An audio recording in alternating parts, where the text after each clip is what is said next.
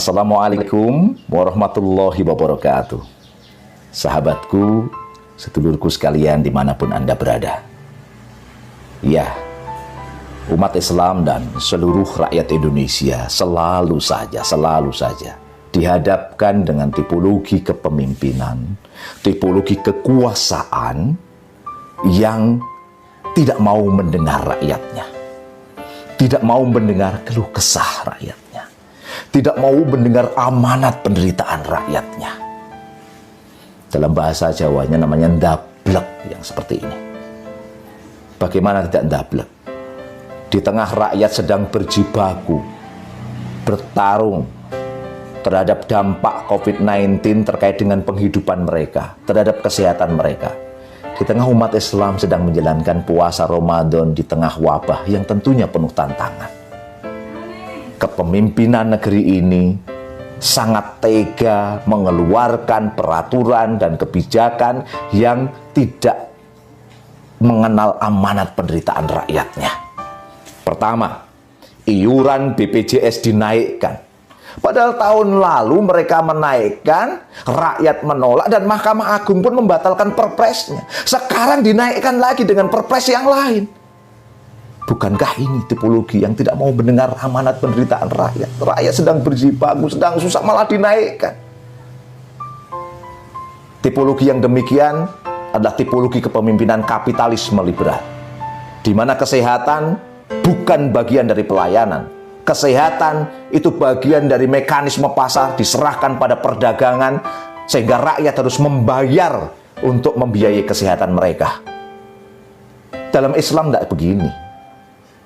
Kepemimpinan dalam Islam harus menjamin terpenuhinya kebutuhan dasar, pangan, sandang, papan, termasuk di dalamnya kesehatan masyarakat, pendidikan, dan keamanan. Ya, kapan waktu Abednego Tarigan, Deputi 2 Kantor Staf Presiden mengatakan BPJS naik itu karena kondisi keuangan negara sedang sulit. Pertanyaannya, kenapa sulit? Bukankah negeri ini sumber daya alamnya melimpah? Sumber daya alamnya kaya raya.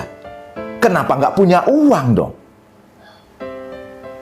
Ini terjadi kembali karena kepemimpinan kapitalisme liberal, di mana sumber daya alam itu diserahkan pada swasta, diserahkan pada kepemilikan pribadi, karena dalam pandangan kapitalisme ada yang disebut dengan kebebasan memiliki, dan pribadi pun boleh memiliki kepemilikan yang seharusnya milik umum. Akhirnya ini nyambung ke poin kedua. 12 Mei 2020, DPR telah mengesahkan rancangan undang-undang terkait dengan perubahan Undang-Undang Nomor 4 Tahun 2009 tentang pertambangan mineral dan batu bara. Banyak kritik masuk, banyak masukan dari berbagai kalangan, dari jaringan anti tambang, dari walhi, dari banyak pengamat, bahwa rancangan undang-undang yang telah disahkan adalah karpet merah untuk korporasi dan ancaman buat rakyat dan seluruh lingkungan hidup di seluruh kepulauan Indonesia. Korporasi dapat karpet merah.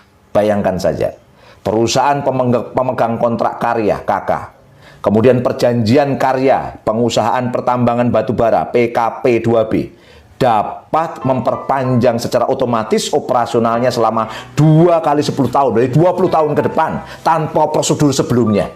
Enak bukan? Sementara rakyat dalam kondisi terancam masyarakat yang lahan-lahannya, yaitu masyarakat terancam terkait dengan lahan-lahannya yang akan digunakan untuk pertambangan. Mereka tidak memiliki hak veto untuk menolak pertambangan yang akan masuk ke wilayah mereka. Termasuk rakyat pun akan mudah dikriminalisasi dan dipidana. Inilah karpet merah untuk korporasi. Akhirnya apa? Boleh kita katakan, sumber daya alam yang melimpah ini diserahkan pada swasta dan dikasih peraturan-peraturan yang senang untuk mereka, yang memberikan karpet merah untuk mereka. Inilah tipologi kepemimpinan kapitalisme liberal. Dalam pandangan Islam, an-nasu syuraka'u fi salasin, al-ma' wal kala wan nar. Manusia berserikat dalam 3 hal: air, padang pengembalaan, dan api. Dalam konteks ini termasuk di dalamlah sumber daya alam yang al-ma'u al-idu, seperti air yang mengalir, jumlahnya sangat berlimpah, menguasai hajat hidup orang banyak. Maka ini tidak boleh, haram hukumnya dimiliki oleh pribadi, haram hukumnya dimiliki oleh swasta, karena inilah milik umum untuk kesejahteraan umum. Oleh karena itu, tipologi ndablek yang kedua ini jauh dari konteks Islam. Akhirnya kekurangan anggaran. Kekurangan anggaran akhirnya poin ketiga. Ini juga ndablek yang ketiga. Perpu nomor 1 tahun 2020 sudah disahkan oleh DPR pada tanggal 13 Mei 2020. Tentang apa itu? Katanya sih tentang kebijakan keuangan dan stabilitas sistem keuangan untuk penanganan pandemi COVID-19.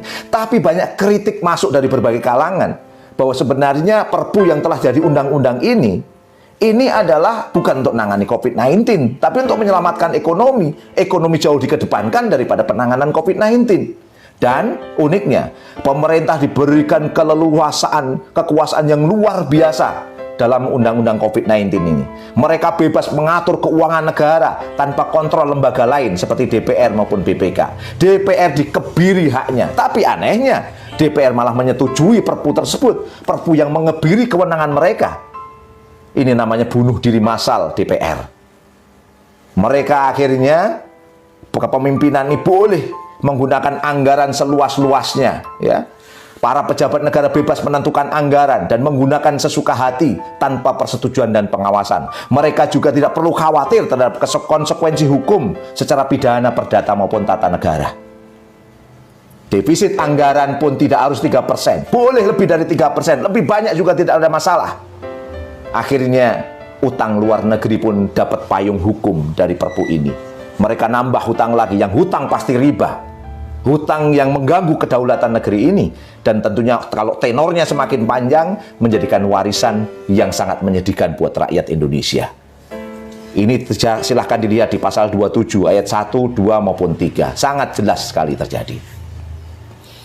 Pertanyaannya, ini sistem apa? Sekali lagi, sistem kepemimpinan kapitalisme liberal yang jauh dari konteks Islam.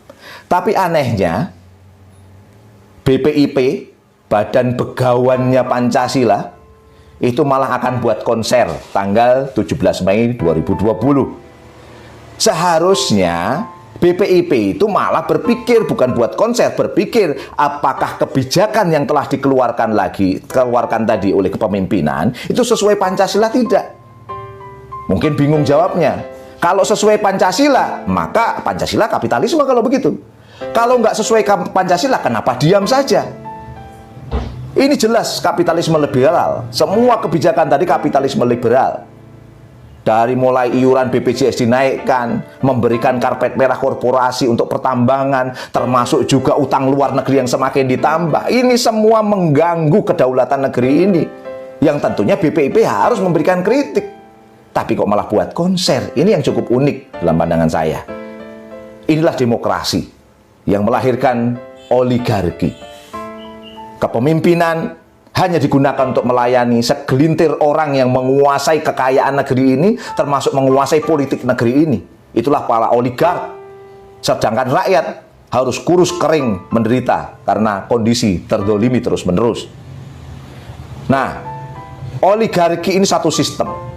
Ya, di mana lahir dari demokrasi. Demokrasi menyediakan kebebasan memiliki yang diperlukan oleh para kapitalis, oleh para oligark, dan para kapitalis oligark menyediakan uang untuk membiayai kontestasi politik demokrasi yang sangat mahal.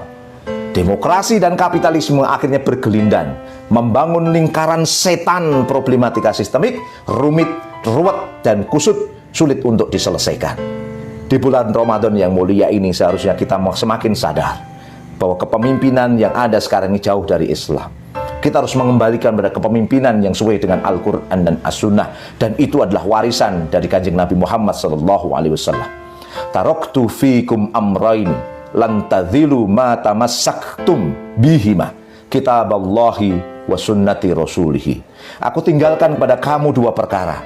Kamu tidak akan tersesat selama-lamanya selama kamu berpegang teguh dengan kedua-duanya. Apa itu? Kitab Allah, Al-Quran, was sunnah Rasulillah. dan sunnahku, sunnah dari Rasulullah Muhammad SAW. At-tamassuk semakna dengan al-i'tisam, berpegang teguh, menggenggam kuat agar tidak terlepas.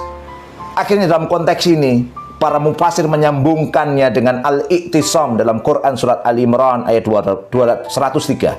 Wa'tasimu bihablillahi jami'an wa la tafarraqu. Dan berpeganglah kamu, tamasuklah kamu, i'tisamlah kamu, semuanya kepada tali agama Allah. Yang dimaksudkan adalah kitabullah, yaitu Al-Quran secara keseluruhannya. Jangan dipecah-pecah, jangan sebagian-bagian, keseluruhannya pegang teguh. Maka Allah akan berikan petunjuk yang jelas, tidak ada kesesatan, dan barokah yang luar biasa. Saatnya kita kembali pada hukum-hukum Allah. Saatnya ayat-ayat suci di atas ayat konstitusi. Dan saatnya syariah Islam diterapkan secara keseluruhan dalam naungan khilafah Islamiyah. Saya Agung Wisnuwardana, jumpa kembali dalam catatan yang lainnya. Wassalamualaikum warahmatullahi wabarakatuh.